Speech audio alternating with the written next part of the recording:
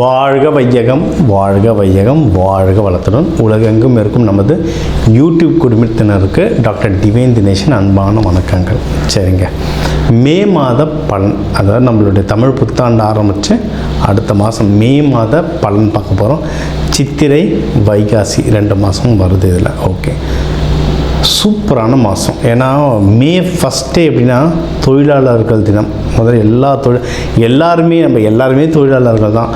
House ஒய்ஃபாக இருந்தால் கூட வீட்டில் அவங்களுக்கு தான் வேலை ஜாஸ்தி. அதனால் எல்லாருக்கும் ஃபஸ்ட்டு தொழிலாளர் தினம் வாழ்த்துக்கள். 1. 2வது கள்ளழகர் ஆற்றலில் எழுந்தருள்றது பெருமாள், அவருக்கான நல்ல விசேஷ நாள் மே 1.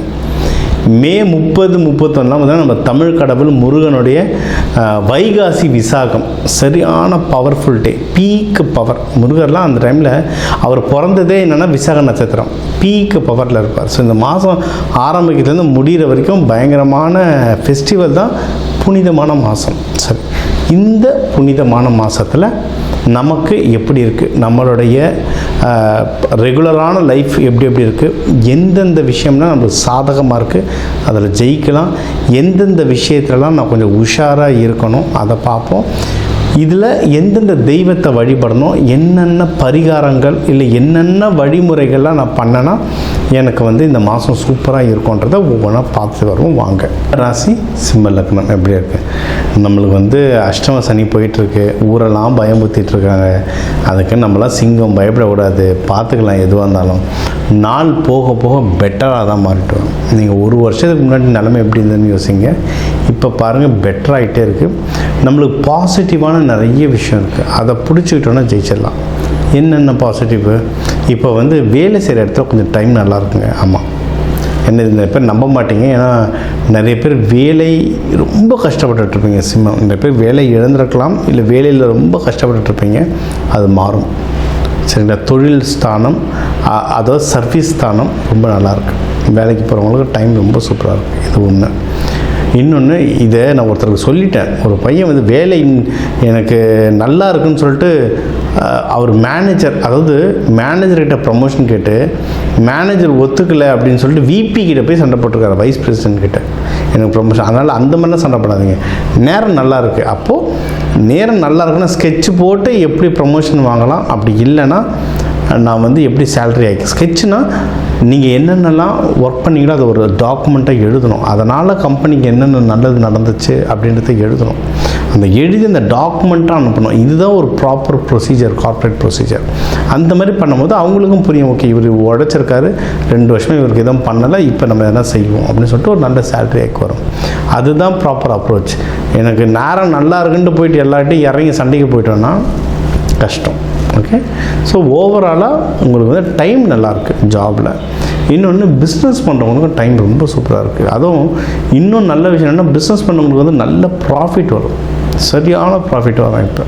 ஓகேங்களா, அதை வெளிநாட்டுக்கு அனுப்புறது, இம்போர்ட் எக்ஸ்போர்ட் பண்ணுறது, வெளி மாநிலங்கள் வெளி ஊருக்கு இம்போர்ட் எக்ஸ்போர்ட் பண்ணுறதுலேருந்து எல்லாத்துலேயுமே நல்ல டைம் வரும். புதுசாக நான் வெளி ஊரில் வேறு ஊரில் பிரான்ச் ஸ்டார்ட் பண்ண போகிறேன் சார், வேறு ஊருக்கு விற்க ஸ்டார்ட் பண்ண போகிறேன் சார்னால் தாராளமாக ட்ரை பண்ணலாம். டைம் ரொம்ப சூப்பராக இருக்குது. தொழில் அடுத்து, இப்போ தொழில் முன்னேறுதுன்னா என்ன, பணம் வரும். பணம் வந்தால் என்ன பண்ணலாம், இன்வெஸ்ட்மெண்ட்.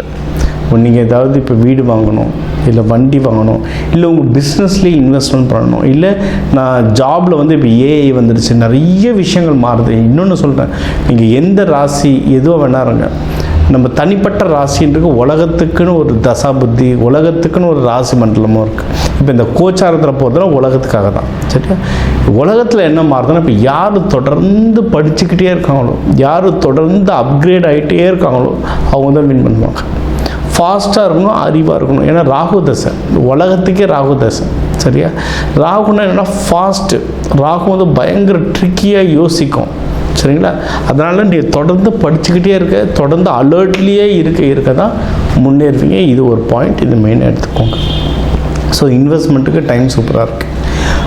மெயினாக நீங்கள் கல்யாணம், நிறைய பேருக்கு காசு வருது, வீடு வாங்குகிறேன், நல்ல வேலை கிடச்சிச்சு, அடுத்து நான் கல்யாணம் தான். சரியா, கல்யாணத்துக்கும் டைம் ஓரளவுக்கு பரவாயில்ல. இந்த வருஷம் நல்லா இருக்குங்க நம்மளுடைய.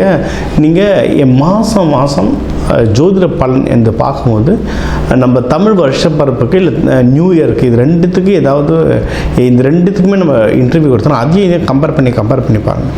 இந்த வருஷம் எண்டுலேருந்து உங்களுக்கு வந்து திருமணத்துக்கு யோகம் ரொம்ப நல்லாயிருக்கு. டிசம்பர்லேருந்துலாம் திருமண யோகம் ரொம்ப சூப்பராக இருக்குது. ஓகேவா?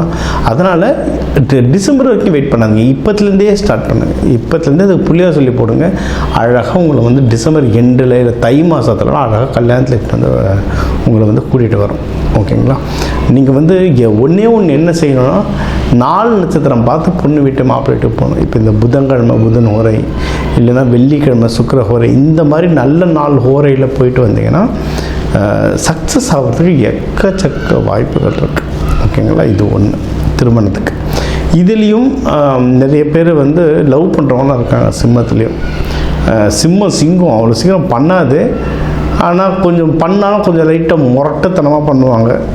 அப்படி லவ் நீங்கள் பண்ணி உங்களோட ஒருத்தர் வந்து உங்கள் முரட்டத்தனத்தையும் அட்ஜஸ்ட் பண்ணிட்டு கூட ஒருத்தவங்க இருக்காங்க அப்படின்னா கண்ணை மூட்டு லவ் கல்யாணம் பண்ணுறாங்க. இன்னொரு ஆள்லாம் இந்த மாதிரி கிடைக்கிறது கஷ்டம். சரியா? ஸோ அந்த லவ்வை கல்யாணமாக மாற்றுறதுக்கும் டைம் நல்லாயிருக்கு. மகப்பேருக்கு டைம் சூப்பராக இருக்குது. அதாவது சொல்லுவாங்களா, காலகாலத்தில் படித்தது காலகாலத்தில் வேலைக்கு போயிடுன்னு. இப்போ காலகாலத்தில் புள்ள பெற்றணும். இப்போ அதுதான் பெரிய விஷயம். ஏன்னா எல்லாருக்குமே லைஃப் ஸ்பேன்ன்றது சுருங்கிட்டு வருது. அதை விட மோசம் ஹெல்த் ஸ்பேன்ன்றது சுருங்கிட்டு வருது. நீங்கள் இப்போ பாருங்கள், நான் இப்போல்லாம் கிராமங்கள்னு சொல்லுவோம், கிராமத்தில் போனால் கூட ஐவி சென்டர் இருக்குது, ஃபெர்டிலிட்டி சென்டர் இருக்குது. எனக்கு ரொம்ப ஆச்சரியமாக இருக்குது. ஸோ நம்ம உடல் நிலைகள் எல்லாருக்குமே பொதுவாக மாறிட்டு வருது. அதனால் சீக்கிரம் மகப்பேறு பெற்றுக்கிட்டோம் நல்லது. நான் இதை சாதிக்க போகிறேன்,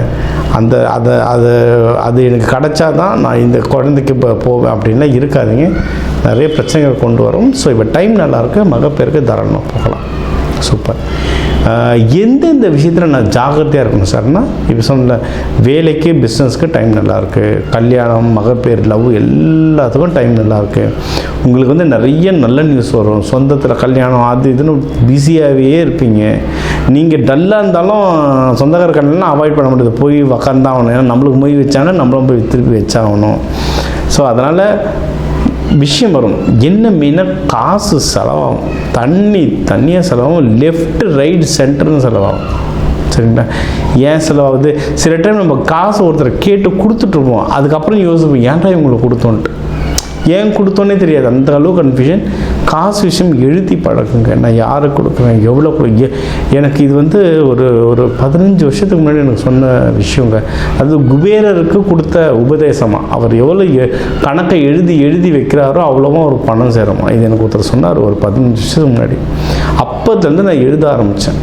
நான் என்கிட்ட கிட்டத்தட்ட ஒரு 15 வருஷத்துடைய கணக்கு என்கிட்ட கேட்டிங்கன்னா என்கிட்ட இருக்கும். எவ்வளோ செலவு, கோவிலில் ₹1 போட்டால் கூட அதை எழுதி வைப்பேன். எனக்கு அந்த பழக்கம் இருக்குது. ஸோ எவ்வளோ எழுத எனக்கு வந்து பணம் சேர ஆரம்பிச்சுக்கிட்டே இருந்தது. இது வந்து ப்ராக்டிக்கலாகவே பார்த்துருக்கேன். ஸோ உங்களுக்கு பணம் சேமிக்கணும்னா எழுதுங்க, சூப்பராக சேரும். கணக்கு பார்த்துக்கிட்டே இருக்கணும். ஓகேங்களா? இது ஒன்று. அடுத்து இப்போ நிறைய நல்ல விஷயம் நம்ம சொல்லிட்டோம், கல்யாணம் அது இதுன்னு. கடன் இல்லாமல் பண்ண பாருங்கள். ஏன்னா யாருன்னா என்னப்பா உனக்கு கல்யாணம் கிராண்டாக பண்ணுப்பா, அதில் பண்ணுப்பா, இதில் பண்ணுப்பா, அதுப்பா, நீ எவ்வளோ பெரிய ஆள் தருமான்னு அந்த ஊரில் 4 பேர் இருப்பாங்க தெரியுமா, வந்து ஏற்றி விட்ருவாங்க. அவங்க ஏற்றி விட்டு போயிடுவாங்க. அவசரம் நம்ம தான் பண்ணணும், கடன் நம்ம தான் அடைக்கணும். அதனால் கடன் இல்லாமல் பண்ணதை பாருங்கள். அதை விட முக்கியம், யாருக்கும் கடன் கொடுத்துடாதீங்க. யாராவது பிஸ்னஸ் கேட்டாங்க, நீ தான் கஷ்டப்படுறியே, இந்த கிரிப்டோவில் போட்டு 10 மடங்கு ஆகும், ட்ரேடிங்கில் போட்டு 20 மடங்கு ஆகும்னா போயிடாதீங்க. ரொம்ப கஷ்டம். பண விஷயத்தில் நீங்கள் கரெக்டாக இருந்தீங்கன்னா ஜெயிக்கிறது கண்டிப்பாக உறுதி. நீங்கள் வழிபட வேண்டிய தெய்வம் அப்படின்னா லக்ஷ்மி நரசிம்மர் வழிபாடு ரொம்ப சூப்பர்.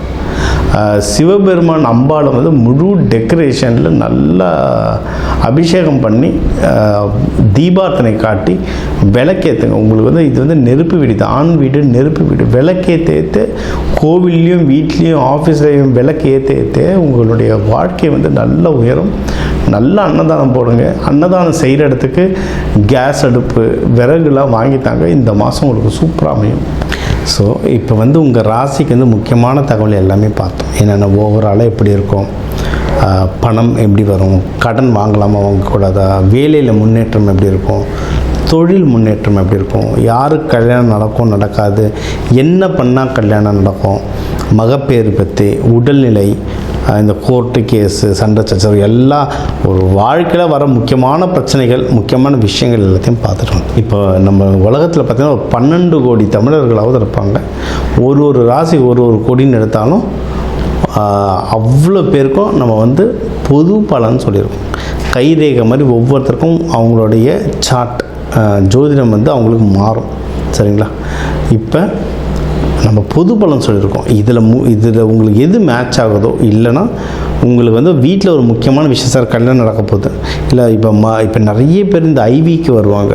ஐவி டெஸ்டிங்க்கு நாங்கள் எப்போ டாக்டரை பார்க்கலாம், எந்த நேரத்தில் பண்ணிக்கிட்டால் நல்லதுன்ட்டு அந்த மருத்துவ ஜோதிடம் பார்க்க வருவாங்க. இந்த மாதிரி முக்கியமான விஷயங்கள் ஏதோ இருக்குது, வீடு வாங்க போகிறேன், டிராக்டர் வாங்க போகிறேன், அந்த மாதிரி முக்கியமான விஷயம் இருக்கலாம், என் நம்பர் இருக்குது, கன்சல்ட்டிங் எடுத்துக்கோங்க, அதை கிளியராக பார்த்து சொல்லலாம்.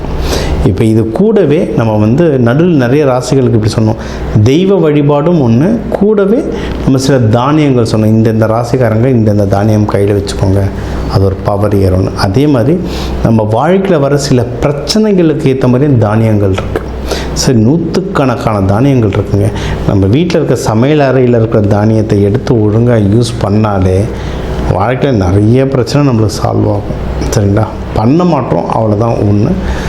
இப்போ சனி பயிற்சிகளாக நீங்கள் நல்லெண்ணெய் தேய்ச்சி குளிக்கிறது அவ்வளோ இப்போ நல்லெண்ணெய் தேய்ச்சி குளிக்கிறதுனா ஏதாவது கோவிலுக்கு பஸ் ஏறி போகணுமா, யாருக்காவது ஹோமத்துக்கு காசு கொடுக்கணுமா? இல்லை, வீட்டில் நல்லெண்ணெய் எப்படியும் இருக்கும், எல்லா தமிழர்கள் வீட்லேயும் எப்படியும் நல்லெண்ணெய் இருக்கும். அது தேய்ச்சி குளிக்கிறதுல என்ன ஆக போகுது? இந்த மாதிரி சிம்பிளான பரிகாரங்கள் நிறைய இருக்குது. தேவைப்படுறவங்க என்னோடய நம்பரை காண்டாக்ட் பண்ணிக்கலாம். ஜோதிடம், வாஸ்து, நியூமராலஜி, மலர் மருத்துவம், இது சம்மந்தமாக எந்த கேள்விகள் இருந்தாலும் தாராளமாக எனக்கு கேட்கலாம். உங்கள் எல்லாருக்குமே இந்த மே மாதம் அந்த மீனாட்சி சுந்தரேஸ்வரர் அருளால் எல்லாமே நல்லபடியாக நடக்க டாக்டர் டிவைன் தினேஷன் அன்பான வணக்கங்கள். வாழ்க வளத்துடன்.